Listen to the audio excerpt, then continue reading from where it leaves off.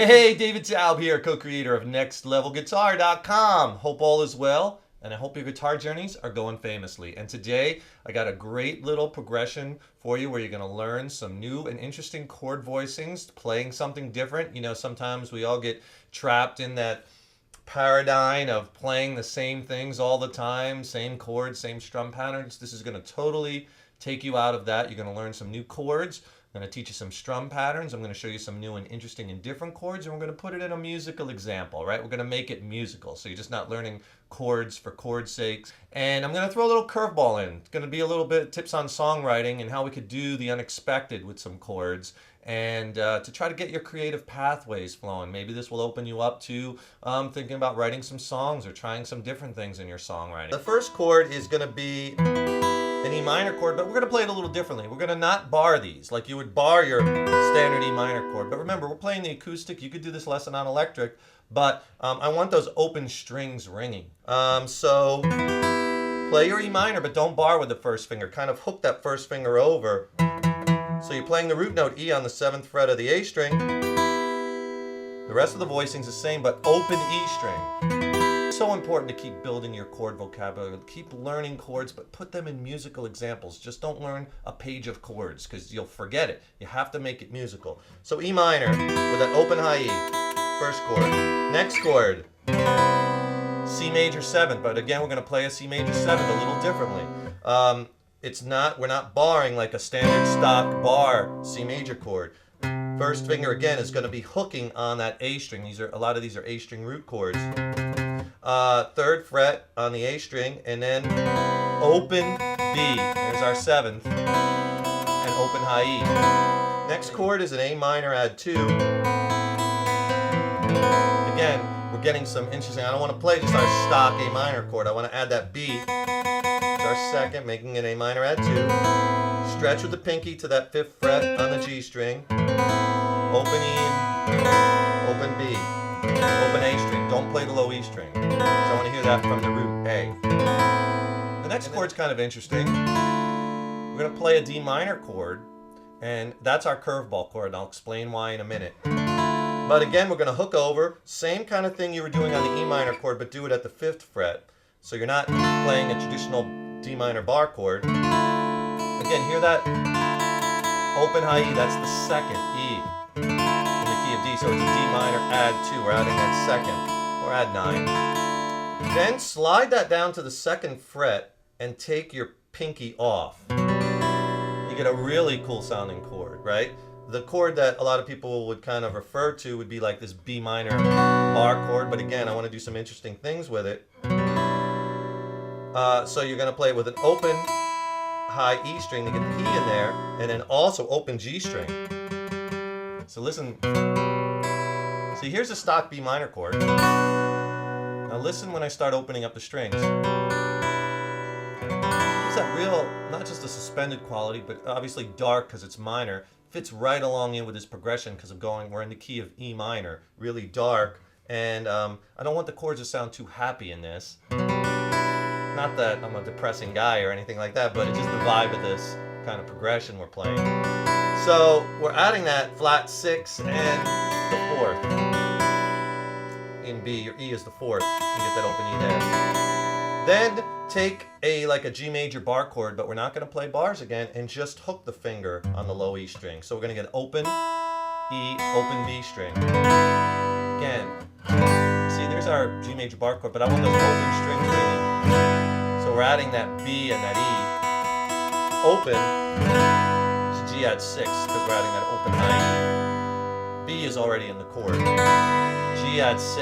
And then just drop that down a half a step to F sharp. This is our root 2nd fret low E string. And that chord, because again we have the high E and B string open, the F sharp 7, we're adding an 11, that B note. We're adding the high B. Love that chord. In fact, I fell in love with that chord. The first time I was introduced to this particular chord was, actually, let's have a little quiz. What famous song by a progressive band is the opening song on the record, as well as the opening chord, is this chord? Do you know it? What's the answer?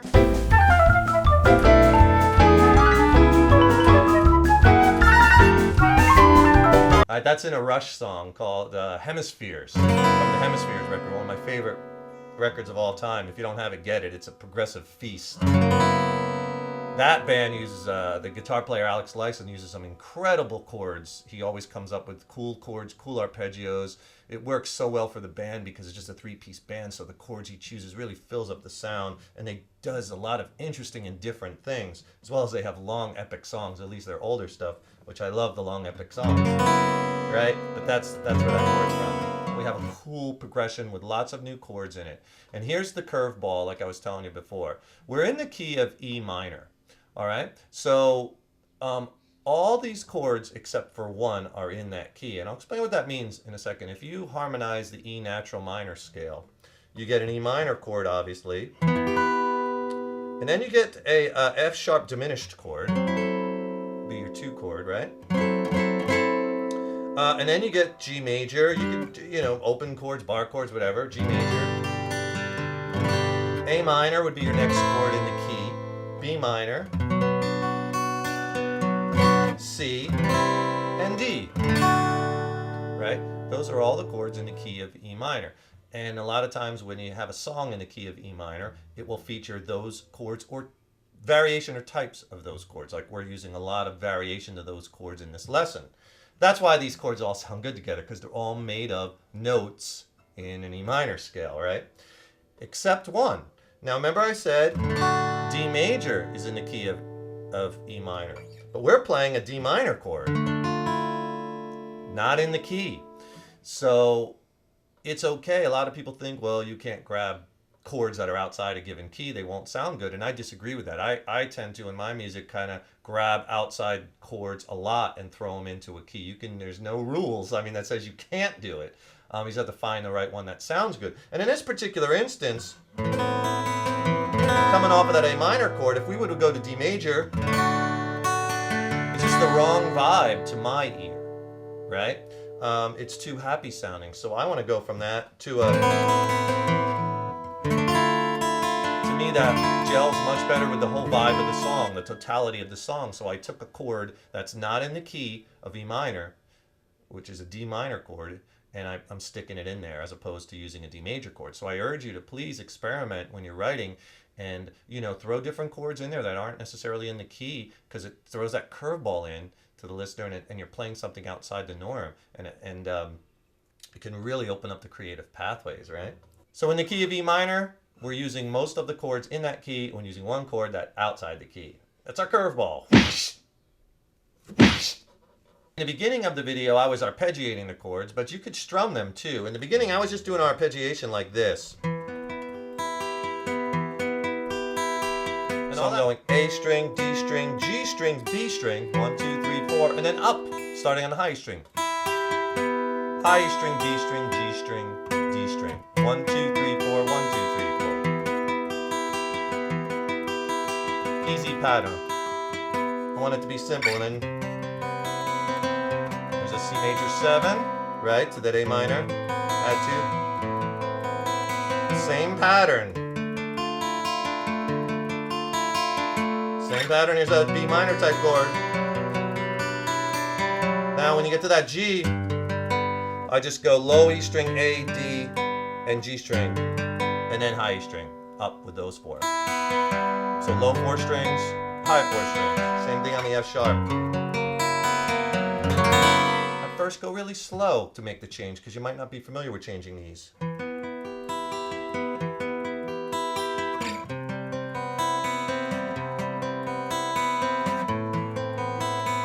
Okay?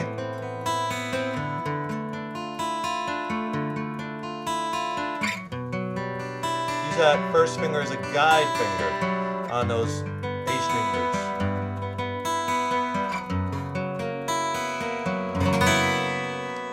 Okay, now if you want to, you could also do strumming with these. I'll give you a strum pattern and we'll go through the chords just to give you some different rhythmic kind of complements and ideas.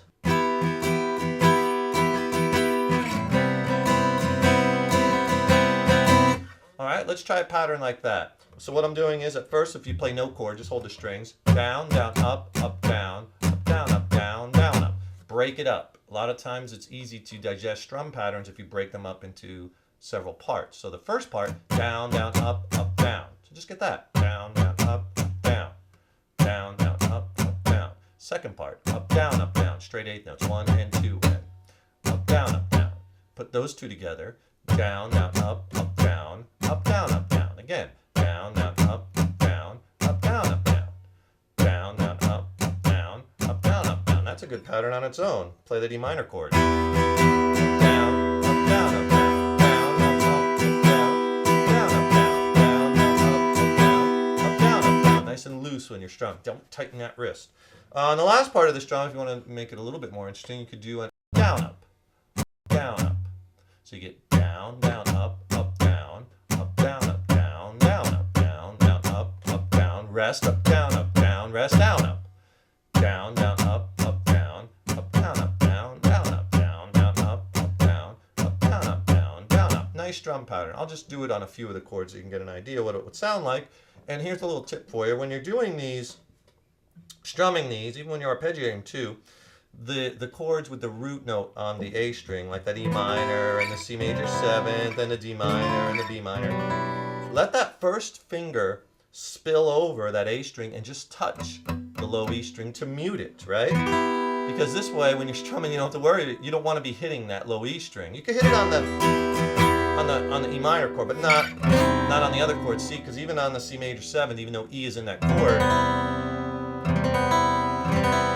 see how it muddies it up? I want to hear it from the C. So let that first finger just spill over, just a touch, not way a lot, just a little bit to mute it. See, I'm hitting all 6 strings, right? But you only hear 5 because this one's muted. 2, 3, 4, 5. You won't hear that muted one. So here's what it sounds like with that strum pattern. I'll go through a few of the chords.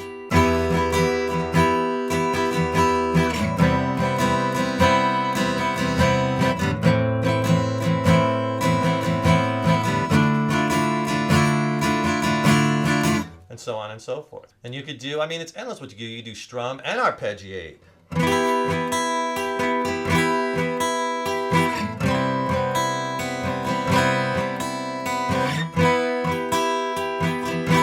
So what I'm doing here, I'm doing 2 downstrokes and then 3 upstrokes, high E string, B, and G string.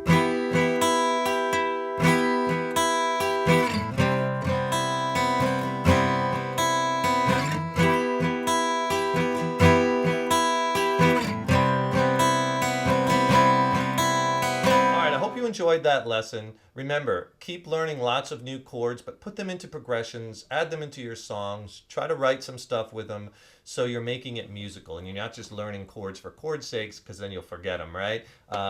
Practice with that strum pattern. Try this progression with other strum patterns, or mix those chords up. Try them in a different order. Let the creative juices start flowing and it'll pour out of you, and you'll be amazed at the beautiful music that you'll be creating on this wonderful instrument, right? All right, and also remember, if you'd like a free video lesson that's not on YouTube, and a free coinciding ebook that I wrote that's filled with chord diagrams and scale charts and diagrams, just click on that link below. I'll send it to you for free, right? Subscribe to our YouTube videos by clicking on that subscribe button. We'll let you know we have new stuff coming out. And go to our website, nextlevelguitar.com. It's like 1,100 lessons on the site. All levels, beginners, intermediates, advanced. There's a free 3-day pass right on the homepage. So give the site a test drive. You really might like it. There's all genres of music too. Rock, blues, metal, shred, jazz, gypsy jazz, country, rockabilly, surf. It's awesome. Acoustic, electric, finger picking, tons and tons of stuff. Over 1,100 lessons. Can't beat that. So check it out. Hey, take care. Keep putting those guitars in your hands every day. I'm David Taub, co-creator of Next Level Guitar. You're the good people. See you next time. Rock on.